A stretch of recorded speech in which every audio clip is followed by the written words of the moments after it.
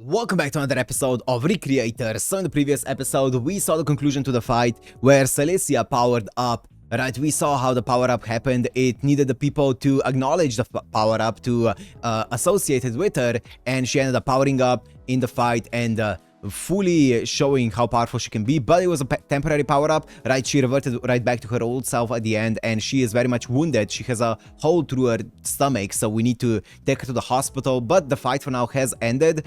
Altair has retreated as well. It seems like it was too early for her to fully execute the plan of, well, defeat them and destroy the world, because she started glitching out for some reason. So yeah, we also had a we also saw the full, I guess, potential, if you will, if you want to say that, of Magane. She was playing our guys left, right, and center. She is a devious character, but we'll see what's gonna happen next now that the fight is over, that we can take some time to recover, right, and come up with hopefully a new plan here. So let's see. So if you wanna watch this, Uncut and Blood is always on Patreon and description, and let's go into Recreators episode 11.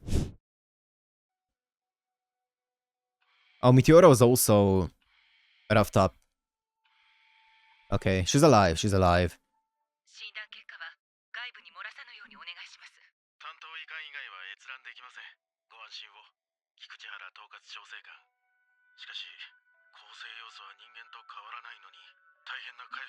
Okay, nice. Nice.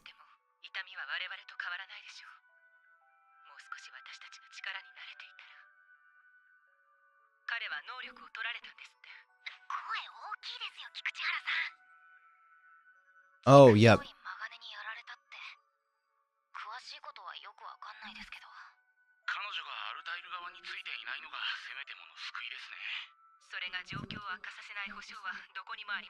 Yep.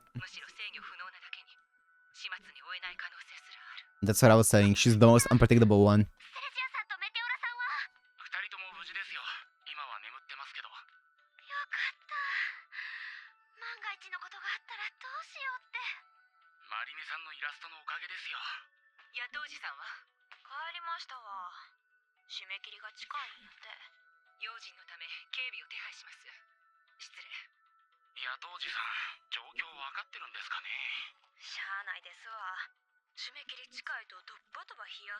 Yeah, Bros is a bit eccentric.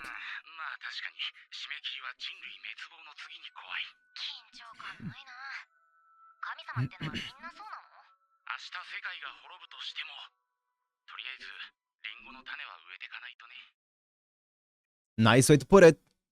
Nice way to put it.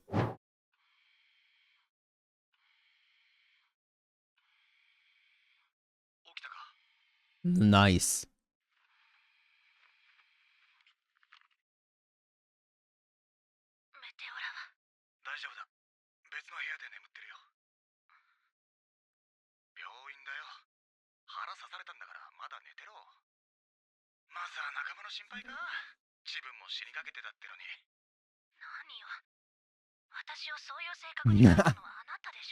True.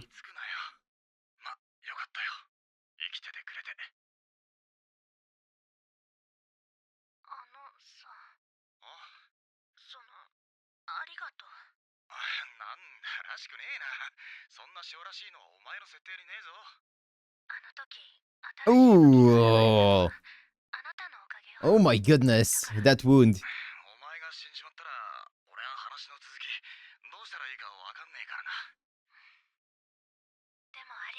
That's what I was wondering as well. Do they just disappear from their world if... Well, no, they couldn't, right? If they die in this world, what happens to them in the story, right? What happens to Mamika's story now? Like, surely she can... Like, the story can just continue on as normal, right? But, I don't know. We'll see. We'll probably see at some point, so...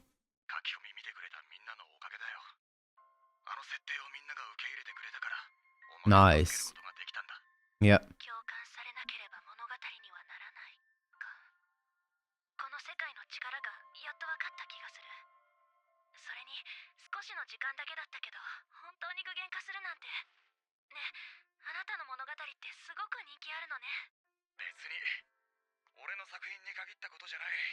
Nah, speaking of humility.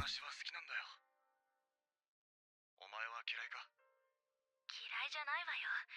私の世界にはほとんどそんなものはなかったけど。俺が設定してねえからな。ほんとよ。テンポとか崩れないように考えてOh. 入れてみるか。そういうの。次の巻から入れようかって言ったんだ。そう、みんな喜ぶわ。お前、何？帰りたいか、あの世界に。Hmm. 悪いな。何が？大変だろう、あんな世界じゃ。自分で作っておいてそんな言い方ないでしょ。だいたい私たちの世界は娯楽のために作られましたなんて戻っても言えないわ。すまん。言い方が悪かったな。でも、確かに誰かの娯楽かもしれないけどな。俺だって遊びで書いてるつもりはねえよ。お前らを書くことが、俺が生きてたって証なんだ。Hmm. Wow, I really like that scene. There was some really good dialogue there. カノヤ。いやー、黄昏てるって聞いたからさ、元気出しなよ。 Also, I really like his perspective of, you know, your story is is a proof that I was alive, because that's what it is, right? That's what this kind of art is about, you know, leaving behind something so that people can maybe not remember you by it, but it's just something that you leave behind even when you're gone, right? That's what art is. どこで買ったの？下の売店。他にもいろいろあるよ。ほら。 They got me in the feels, that scene there. I don't know why. 食べられるの？余裕余裕。いやー、ご飯が美味しくてさ、太らないから余計食っちゃ。しかし昨日はびっくりしたよな。なんだ Ocarius. かギガスマキナでギガスマキナと戦うことになるなんて思ってもみなかったよ。でも僕の方が本家だからね。勝って当然さ。ま、あのアルタイルってやつも次は僕が一撃でぶっ飛ばしてやるよ。アルタイルは強いよ。なんだよ、僕のギガスマキナは50メートルあるんだぜ。 I really like Rui. 人なんて人形みたいなもんじゃんか。どんなに強かろうがさすがにキック一発で沈むでしょ。キックって。でも参ったよな。セレジアさんもメテオラさんもひどいやられようだし、ミロクジの兄ちゃんもまさかあんなことになるとは思わなかったな。ああ、ごめん。まあ、気にすんなよ。ミロクジの兄ちゃんから聞いたけど、マガネとかいうやつに脅されてたんだろ。僕もそいつの出てくる、なんだっけ、ラノベっての読んだけどさ、あんな気持ちの悪い女相手じゃ無理ないって。ましてや君はさ、僕らみたいな世界の人間じゃないんだから。でも僕はもっと早く言うべきだった。そうしてればセレジアさんもメテオラさんも、ひょっとしたらマミカちゃんも。そうだ。 It wouldn't have changed anything. 来い。 You can't think in what ifs. You just take a ride in the robot. And that's all you need, baby.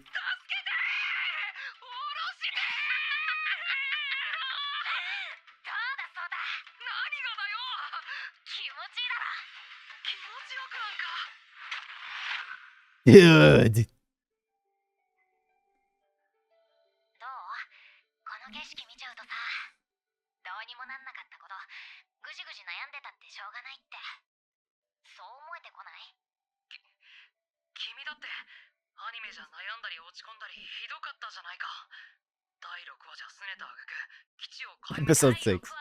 Yeah. 僕にはわかんないけどさ。そうだよ、そうだよ、だからだよ。反省してもいいけど、今の君みたいに拗ねたり変な後悔なんて全然意味ないってこと、僕のアニメ見てりゃ君にだってわかるだろ。君が知ってる通り、僕は自分がそうだったから、そういうのを見ると余計に腹立つんだ。そんな勝手な。勝手で結構だね。僕はここに来て、なんだかよくわからない任務とか責任とかそういうのを離れて勝手に振る舞って、そんで考える余裕がようやくできた。カノヤはもし戻れたらどうするの？そうだな。戦うんじゃないかな、やっぱ。あ、いけね。Auto drive, nice. あっちの世界にいた時はさ、エネルギアの執行部から押し付けみたいに戦いをやらされてたのにすごい腹を立ててたし、ユイナとかに上から説得されたりするのが腹立たしかったけど、ここに来てあの世界をなんとかできるのは結局僕だけなんだってはっきり分かった。ならまあそんなに悪いことじゃないなって今は思ってんだ。そうだ、君も君にしかできないこと作んなよ。済んじゃったことを嘆くよりそいつを作った方がなんつうか建設的じゃない？ True. カノヤ、そんなにかっこいいこと言えるキャラだったっけ？君たまに失礼だよな。ごめん。でも多分そんなものないと思うよ。僕は君らみたいな主人公じゃないしね。何言ってんだよ。君は主人公どころか神様じゃんか。できないことなんてあるわけないよ。神様って I really like that. Dude, 僕は。いや、勘違いしてるのはそうだ。 you are a god, you can do anything, right? この世界がややこしいのも承知してるし、別に思ったこと全部が叶う世界だなんて思ってないよ。でもさ、僕らみたいな作品のキャラはいいか悪いかは置いておいても目的みたいなものがはっきり決まって、 Yep, but for you, it's so undecided. You can do anything you want. You are a god. Everyone in this world is a god. 違って嫌だとか言うけど、僕は正直そんなに嫌じゃないんだ。使命がはっきりしてるってのは楽だ。ありがたいことに作品なら本当に向いてないのにさせられてる Yep. なんてこともない世界だしね。だけど君たちのいるここはそんなことが余裕で Yep. 全然励まされてるように聞こえないよ。僕が言いたいのはさ、君らは僕らと Yep. 違って Exactly. All the paths are open to you. たやすくはないって正し書きはついてるけど、選んで作り上げられるってことさ。 Yep, everyone's a 僕ら god. が作ったようにね。そんなのって大変なだけじゃないか。でもさ、そうだ、それすごいんだぜ。だって自分自身のお話を自分だけのために書けるんだ。僕らは世界を救う力を持ってるけど、でも世界を救う以外の脳はない。それだけあれば十分じゃないの？Oh. 世界を救うやつは救われるべき世界があるからこそいられるんだよ。その世界は誰が作るのさ、そうだ。そうだ、ちょっと取ってもらえる？どこ？後ろのポケット。 Bro, why does that go so hard, man? The dialogue in this is so good. I love the dialogue. This conversation here is very similar to the conversation that Mamika and Alice had a few episodes ago, right? Where Mamika was talking about how everyone in this world, it's such a complicated world where everyone is a god. In a world with only gods doesn't need a hero, right? Oh my goodness, it's such an interesting dichotomy between what a character who is written with one single purpose is versus the world where every single person here can be whatever they want to be. They can decide what they want to be. They are fiction, or not fictionally, but effectively a god. Right? They are effectively a god compared to a normal character who is a hero, right? I love that narrative that they're putting here. I think it's such a cool way to not just look at the characters here or the creations here, but also to look at people and creators, right? I didn't expect them to do that. このさ、敏感なんだから。動くなよ。もしもし。水篠くん、金谷くんと一緒なの？メテオラさんが回復してきた。 Nice. 皆さんにお話ししたいことが Oh, they got me in the feels, man, that conversation there. 市原さん？ Ugh. カノヤ。どういたしまして。戻ろう。そうだ。 Wow. もう大丈夫なんですか？え？はい。心配をかけて申し訳ない。昨晩の戦闘の件ですか？以前、私はアルタイルの創作者を探知することができれば、事態は一気に前進するという趣旨のことを話したと思う。でも、その方針は転換を余儀なくされた。どうして？それは、アルタイルの創作者はもう亡くなっているからです。そうたっくん。本当にすみません。僕、本当は知ってたんです。どういうことだ？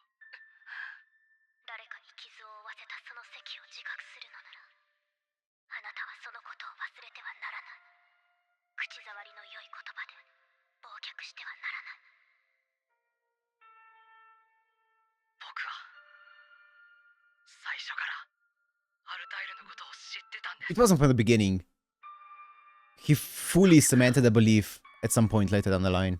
アルタイルの創作者島崎刹那は僕の本当に大事な友達で彼女を殺したのは No, you're not. 僕だからです No, you're not. You're not. Stop blaming yourself. あの頃僕にはあまり友達がいませんでした。いや、話をする人がいなかったわけじゃないんです。でも同じものを見て一緒に喜んだり笑ったりする人が周りにはいなかった、そういう意味です。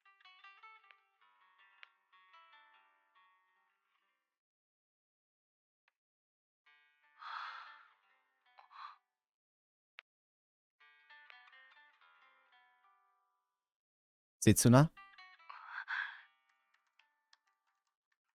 しいです。ありがとうと。 Whoa. Whoa.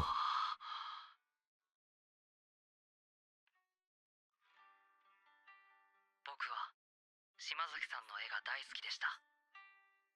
あの子もなぜか僕の絵を気に入ってくれたみたいで、僕らはアドレスを交換し、互いにやり取りが始まりました。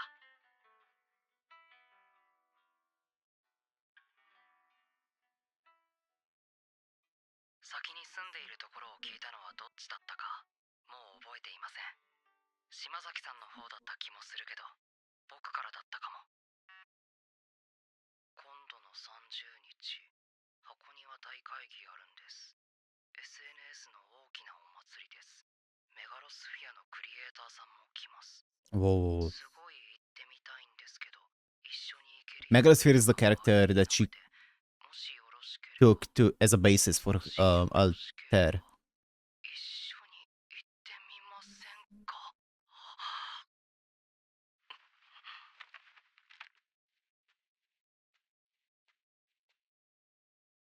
どうしよう。僕も行ってみたいです。待ち合わせはどこの駅がいいですか？あ、僕です。どうも。今改札前なんですけど。 Here it is. 刹那さん、僕です。よかった。すぐ会えて。そうじゃなくて、想像してた通りの人だったから。改めて、は Aw. じめまして。私、島崎ゆなって。 Yuna. ソータさんはその Ah, Setsuna is her でしょうか？ pen name. つまんない名前だよね。そんなことないです。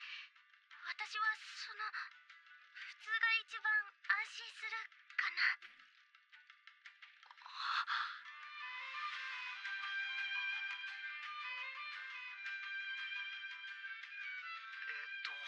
前田敏郎 P、絵師榊高津、声優中原さくら、メガロスフィア爆裂トークショー。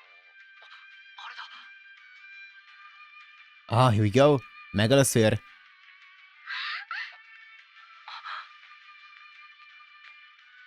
Ah, this is going to be depressing, man. Don't show me this. 少し遅れちゃったね。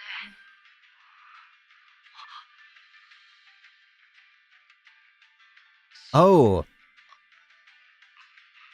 Come on. Oh. Yo. 島崎さん、こっち。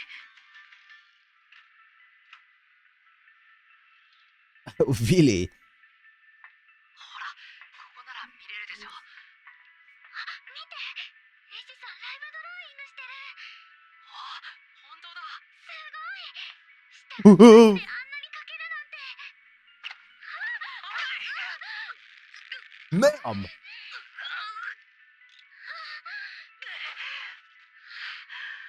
What the fuck? よか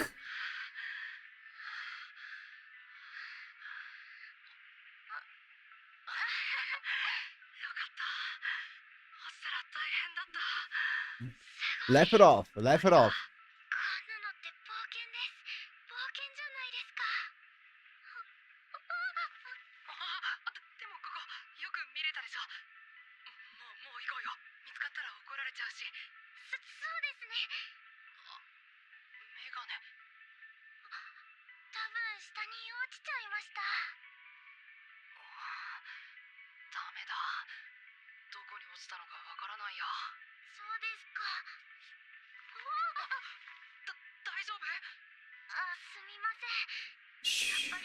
Yeah. ぼんやりしますね。 Blind is a bat. 僕のメガネダメかな。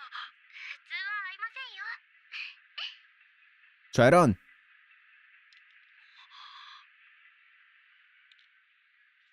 That's what we saw, right? We saw glimpses of this when he had a flashback of her. 僕らの付き合いは続きました。島崎さんはその間にもどんどん作品を発表して、そのうち SNS ではすごく有名な存在になっていったんです。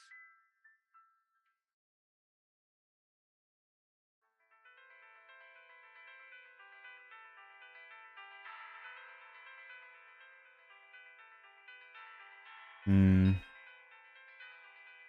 はあの動画で有名なしましま P さんと一緒に動画を作ることになりました。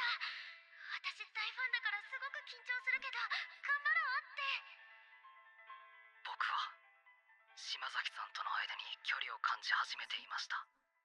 だから連絡もこちらからは取らないようになっていって。でもそんな時にある書き込みを見てしまったんです。構図丸パクリ。調子乗ってんじゃねえ。最近しましま P とかと一緒にやってるから。氷雪絵師刹那に関してまとめウィキ立ち上げました。協力してください。リンク参照。 You think it goes anywhere? Wait, let me see. What was the website? I don't think so. Oh, it's HMTP. There's no way it goes anywhere. I'm just gonna do, just in case. It's Setsuna as well. Setsuna.wiki.dx.cn. You think they made a domain for it? Surely not. Wait, it is a website. It's a website. Something is on it or was on it. It's a blank website though. So there is something that was on the website, but it's blank right now. Wait, what if I do HT? Is that even a protocol? I've never heard of HTMP before. Only HTTP and HTTPS. Let me see. No, not with the HTTP one though. The Setsuna Wiki DXCM was a site though. ください。リンク参照。 Is a site. こいつはすごい悪質。今のところいろはサイクルだけだけど、掘れば出てきそう。せつな自殺しろ。つまんねえ絵描いて調子乗んな。 Classic. ばかりでした。多分 Classic. 疎ましく思った誰かが火をつけたんでしょう。 Classic internet. そんなわけがない。何かしなければ彼女を助けなきゃ。そう思いました。でも僕が書き込むことでかえって火に油を注ぐ結果になったらどうしようと。 You can't help it like that. You need to. The only way you help with internet hate is IRL, talking to someone 結局どうすることもできませんでした。 of the internet. それに She ended up killing herself. That's so sad, man. 島崎さんが足を引っ張られることで自分が置いていかれる寂しさが少しだけ消えてゆくような。僕の中のどこかにはそんな嫌な満足感があったんです。 That's the end of the episode? Bro, this episode blinked by. What? Bro. These episodes, man. This episode was actually cinema. This episode was so good. I love the dialogue in this show. I'm gonna keep glazing it. I think it's so good. It's such good dialogue. The scene at the beginning with Matsubara, yes, Matsubara and Celicia. Yep, I'm getting it. Matsubara and Celicia. That scene at the beginning was just fantastic dialogue there, of a creator and a creation, right, in a way. But I love the way that that entire dialogue felt so good. I really liked that entire section there. That already got me in the feels. And then the entire conversation between Rui and Sota. That conversation was fantastic. Once again, it was very similar to the conversation between Mamika and Alice. And I really liked that, right? How Rui came to the same conclusion that Mamika did. But someone like, let's say, Alice couldn't come to that kind of conclusion because, well, the writing is just inherently wrong, right? Some characters are going to be a lot more headstrong than the others, right? In their beliefs. And some characters are going to be a lot more prone to, let's say, change, while the others are going to be a lot less prone to change and are going to be a lot more, as I said, headstrong, right? So it's really interesting to see that, right? Come to fruition with someone like Alice, because you can tell that Alice wants, like, is such a model knight and such a chivalrous person and stuff like that. And you would think that she would be the first one to be really, you know, on the good side, quote unquote, right? But because of that stubbornness, because of that chivalry, and because of that, because of how she is as a knight, right? And her pride, and not necessarily pride, but like how she is a knight, it's stopping her from seeing the full picture, right? So it's so cool. It's so interesting, right? And everything that they're talking about, I thought they were gonna go purely like, you know, they're gonna be talking about mostly about how creations fit in this world and how they feel and how, you know, how they interact with their stories and our world and all those things. But I really like the fact that they are likening the creations to the creators and what the differences are, and they are exploring more the message of, you know, we as people in this world, we have all the paths open to us, right? We are the gods of the world, right? Which I really like. It's so interesting, dude. Yeah, it's an awesome avenue to explore here. That I'm really liking that. I am really liking that. What an amazing episode here. So I can't wait to see where this is gonna go. Obviously, the entire backstory that we saw was kind of like what we surmised over the past few episodes, right? With the entire Setsuna situation. It's really sad. It is really sad. It's... You can't blame Sota for it, right? He didn't do... Like, if it's something that you're passionate about, like, let's say, basically anything artistic like this that is purely driven by passion, it's easy to see, it's easy to get really envious of people when they achieve success out of nowhere, because oftentimes success, even if you can see that someone is really talented, oftentimes success in an artistic field requires a lot of luck to it, and because of that, oftentimes you see someone getting successful and you're like, and you see the luck that they got and you're like, why did that luck have to go to them and not to me, right? So oftentimes that envy becomes jealousy, and that's when it becomes a problem, right? But you understand why it's happening, but it becomes really toxic. It can become really toxic to you as a person, right? So you feel really bad. I feel really bad for Sota, because it felt like it just became a toxic mentality of his, right? Of why couldn't I, you know, also become,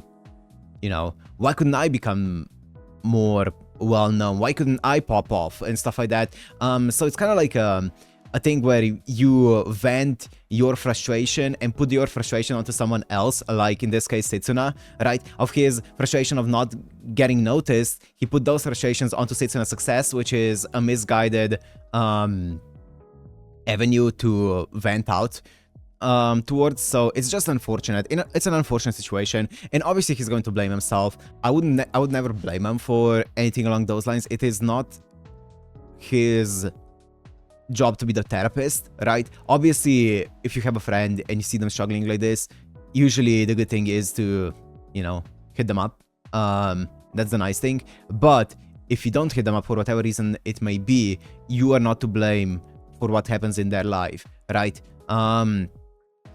So I feel where he's getting from. Obviously, he's not to blame whatsoever, but I also get where his guilt is coming from as well, right? Because you would feel guilty about it if you didn't hit them up, right? You would feel guilty about it, but he's gonna have to find out that, you know, other people's actions that drove Setsuna to the point where she ended up killing herself are not his fault, right? And even if he could have helped her, maybe potentially helped her, it's not his fault that, you know, what ended up happening did happen, right? There are so many things that we could prevent as people if we act differently in a certain situation, but just because we didn't do it in that one moment doesn't mean that we have to always look back at that moment and feel guilt over it for not acting in a different way, right?